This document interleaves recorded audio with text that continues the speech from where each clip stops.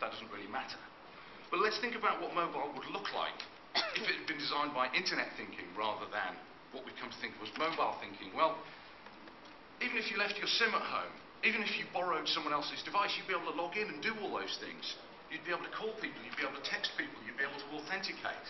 You would actually be able to go about your mobile life as though your mobile was just something that existed everywhere on multiple devices, just like you have a laptop, just like you log into webmail.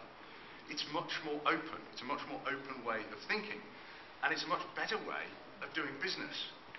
Now, a lot of people will say, but the SIM's secure, it's a fantastic model, it's really, really served us well. But let's look at the fantastic businesses that are doing successful things on the web with a username and a password as authentication.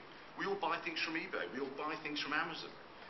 Those things work, and they work because of internet thinking.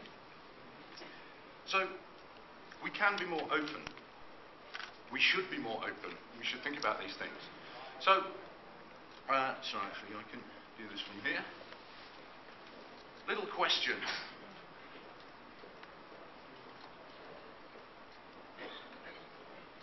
That is a subway barrier from Tokyo. One of the wonderful things about the subway barriers in Tokyo is they stay open almost all the time. Pretty unusual definition of a barrier. But it's fantastic, because that barrier only closes a handful of times a day. It closes when someone doesn't have a ticket, because that's the behaviour it's trying to discourage. And this is how we should think when we want to design our services. Just think about some of the good things that are offered by this. It saves energy.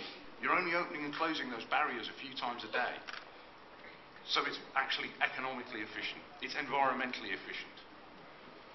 And the whole point of building the metro system in Tokyo, as in any other town or city, wasn't it to move people from one place to another? That's why you build it. You don't build it in order that people stand at a barrier in a queue. That is not why you designed and built your metro system. You built it so that people could use it, so they could travel around. And that is always the way we should build services. We should be looking at everything we do, not just mobile, not just web. And Google doesn't really care about whether it's mobile or the fixed line internet. We just enjoy people using our services. We should be thinking about making things open and not putting barriers in the way. And I think this is a wonderful example of designing a system so that you don't hinder your best customers. The people who've bought a ticket, you don't want them troubled. Most people on the metro buy a ticket. You only need to close those barriers a few times a day for the person that doesn't have one. Now, this is what I like to think of as an optimistic view of the world, that people are going to do the right thing. Because generally, I think most people do the right thing. Think of some examples. You buy something from eBay from a stranger, someone you've never met, it turns up in the mail. Because most people can be trusted. Large eBay parcel arriving at the back, by the sound of it.